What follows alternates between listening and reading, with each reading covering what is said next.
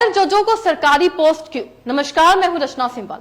नए Lokpal justice am Khanwilkar को लेकर सवाल उठ रहे हैं। सुप्रीम कोर्ट से रिटायर हुए जस्टिस खानविलकर के पुराने फैसलों का हवाला दिया जा रहा है, यह कहते हुए कि उनके कुछ फैसलों ने मोदी सरकार को बड़ी राहत दी, नागरिक अधिकारों को कमजोर किया। लोकपाल की नियुक्ति अकेले सरकार नहीं करती। जिस कमेटी में नियुक्ति मंजूर की जाती है उसमें नेता विपक्ष होते हैं, चीफ जस्टिस भी होते हैं। जस्टिस खानविलकर के कुछ फैसलों की समीक्षा सवालों और संदेह की गलियों में ले जाती है, जहां मोदी सरकार के दौर में ऐसी कई नियुक्तियों को इनाम के रूप में देखा जाता है, संदेह किया जाता है। रिटायरमेंट के बाद नियुक्त हुए जजों के कई फैसलों की इस आधार पर समीक्षा की जाने लगती है। जस्टिस खानविलकर के इन फैसलों का संबंध नियुक्ति से है या नहीं, हमारे लिए कहना बहुत मुश्किल है, मगर उनके कुछ फैसलों पर बात जरूर हो सकती है। जैसे ईडी की शक्तियों को चुनौती देने वाली याचिका पर उनके फैसले से ईडी को घातक बना दिया गया। आज वही ईडी केवल विपक्षी दलों के नेताओं, विधायकों और उनके करीबियों के पीछे भाग रही है। रिटायरमेंट के बाद तमाम जजों की नियुक्ति को संदेह से देखने की परंपरा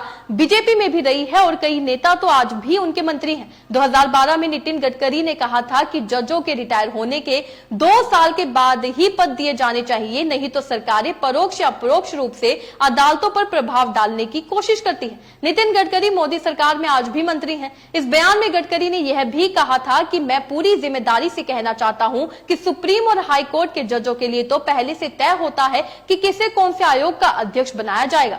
वहीं 2013 में विपक्ष में रहते हुए अरुण जेटली ने कहा था कि रिटायरमेंट के बाद जब कोई जज पद स्वीकार करता है तो उसके पहले के फैसलों को लेकर संदेह होता है। जी हां, ये जेटली का कहना है। जेटली अब इस दुनिया में नहीं है, लेकिन उन्होंने मोदी सरकार में रक्षा मंत्री से लेकर वित्त मंत्री तक कई पदों को संभाला है। 9 सितंबर 2013 को उस समय विपक्ष के नेता होते हुए पीयूष गोयल ने जेटली के उस राज्यसभा बयान का एक हिस्सा कोट करते हुए ट्वीट किया था कि जिसका मतलब यह है कि रिटायरमेंट के बाद पद मिलने की लालसा रिटायरमेंट के पहले के फैसले पर असर डालती है। ध्यान से सुने, रिटायरमेंट के पहले के फैसले पर असर डालती है। पीयूष गोयल भी मोदी सरकार में मंत्री हैं। आज अगर जेटली, पीयूष गोयल और नितिन गडकरी विपक्ष में होते तो जस्टिस खानविलकर को लोकपाल बनाए जाने पर क्या कहते?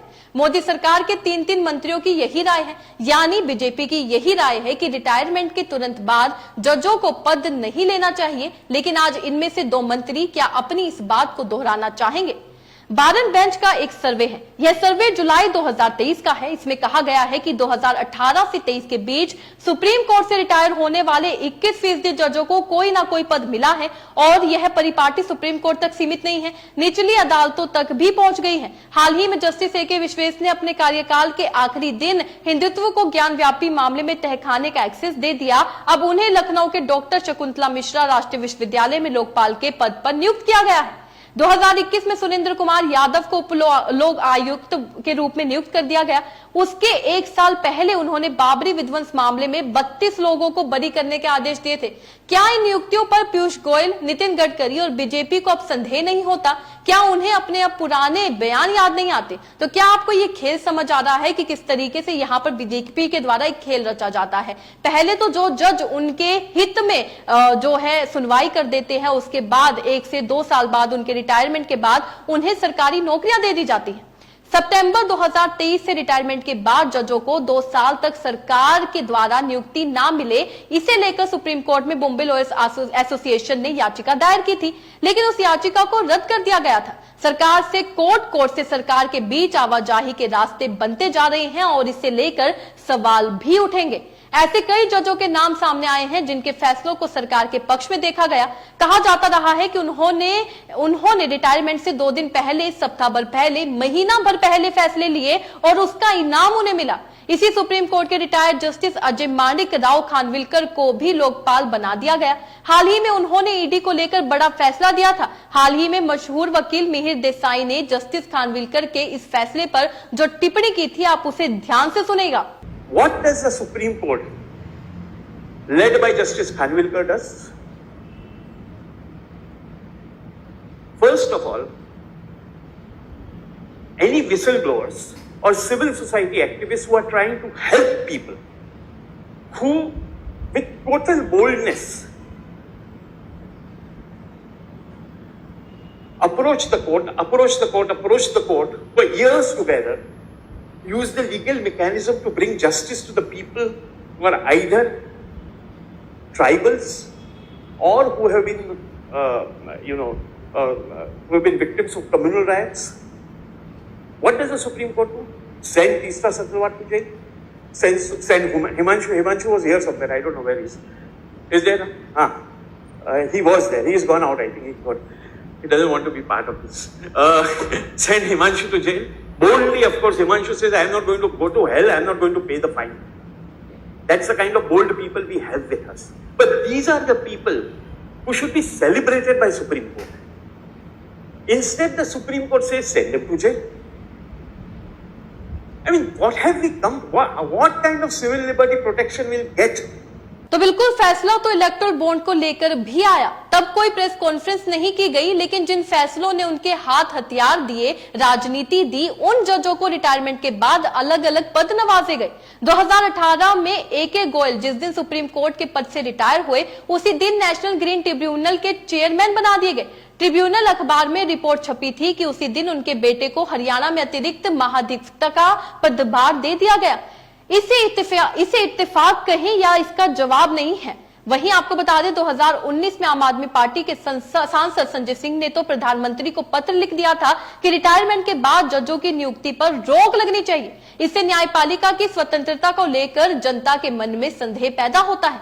अपने न्यायिक जीवन में जस्टिस खानविलकर ने कई फैसले लिए ही होंगे, मगर कुछ खास फैसलों के संदर्भ में उनकी नियुक्ति की, उनके चयन की समीक्षा की जा रही है और संदेह उठाए जा रहे हैं। हम सभी जानते हैं संवैधानिक प्रावधानों के तहत ही कुछ पद बनाए गए हैं जो केवल रिटायर्ड जजों से भरे जा सकते हैं, लेकिन कुछ जजों की नियुक्ति को इस संदर्भ में क्यों देखा जाता है, यह बड़ा सवाल है।